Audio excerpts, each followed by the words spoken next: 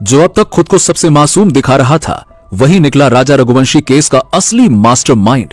जी हां, अब तक इस पूरे केस में सोनम के भाई गोविंद रघुवंशी ने एक के बाद एक ऐसी चालें चली कि उसके एक्टिंग से सिर्फ आम लोग ही नहीं बल्कि पुलिस भी धोखा खा गई। राजा की हत्या के बाद जब पूरा परिवार राजा का टूट चुका था, तो गोविंद ने राजा की मां से लिपट लिपट कर आंसू बहाए। उसने मां के सामने हाथ जोड़कर कहा कि अब वो अपने जीजा के कातिलों को खुद फांसी पर लटकवाएगा।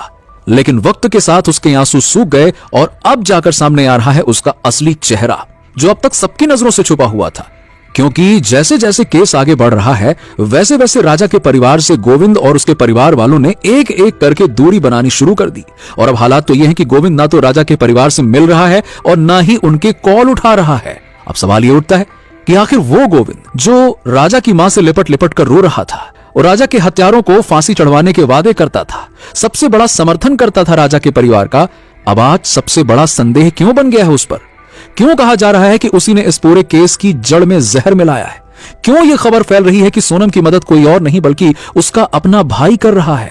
और क्यों अब सोशल मीडिया पर यह मांग उठ रही है कि सिर्फ सोनम और उसके प्रेमी का नार्को टेस्ट नहीं बल्कि गोविंद रघुवंशी का भी नार्को टेस्ट होना चाहिए? आज का यह वीडियो इसी सबसे बड़े ट्विस्ट पर है और आज हम आपको दिखाएंगे कि कैसे गोविंद रघुवंशी एक मासूम जीजा की हत्या के बाद नाटक करता रहा, कैसे उसने पुलिस को गुमराह किया और कैसे उसने राजा के परिवार को भावनात्मक रूप से फंसाया और अब कैसे उसके कनेक्शन सीधे सोनम की बेल करवाने वाले नेटवर्क से जुड़ते नजर आ रहे हैं। तो चलिए अब बिना वक्त गवाए इस केस के सबसे खतरनाक और सबसे छुपे हुए किरदार की असलियत से पर्दा उठाते हैं। दोस्तों, जब से राजा हत्याकांड का मामला सामने आया है, तब से आप सबने नोटिस किया होगा कि सोनम का भाई गोविंद हर प्रेस कॉन्फ्रेंस में नजर आता था। वो सोनम से खुद को अलग दिखाता था। ऐसा लगता था कि उसे बड़ा दुख है अपने जीजा के जाने का। हर जगह वो ये बोलता था कि राजा के लिए इंसाफ चाहता है, इंसाफ चाहता है।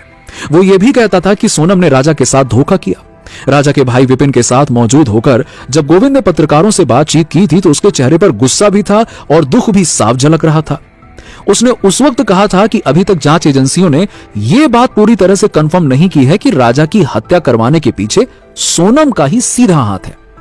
लेकिन जो सबूत एक एक करके सामने आ रहे हैं और जैसे जैसे चीजें खुलती जा रही हैं, उन्हें देखकर अब मुझे अंदर से पूरा यकीन हो रहा है कि इन सब के पीछे सोनम ही है। और ये सारी बातें जो मैंने अभी आपको कही ना, वो गोविंद ने कहा था। गोविंद ने यह भी कहा था कि यह सिर्फ मेरा शक नहीं है, बल्कि जो हालात बनते जा रहे हैं वो सीधे सीधे उंगलियां सोनम की तरफ ही उठा रहे हैं। और जितने भी नाम इस केस में आ रहे हैं, चाहे वो किसी भी रूप में हो, वो सारे के सारे लोग राज कुशवाहा से जुड़े हुए हैं। गोविंद ने यह भी कहा था कि मैंने राजा के परिवार से खुले दिल से माफी मांगी है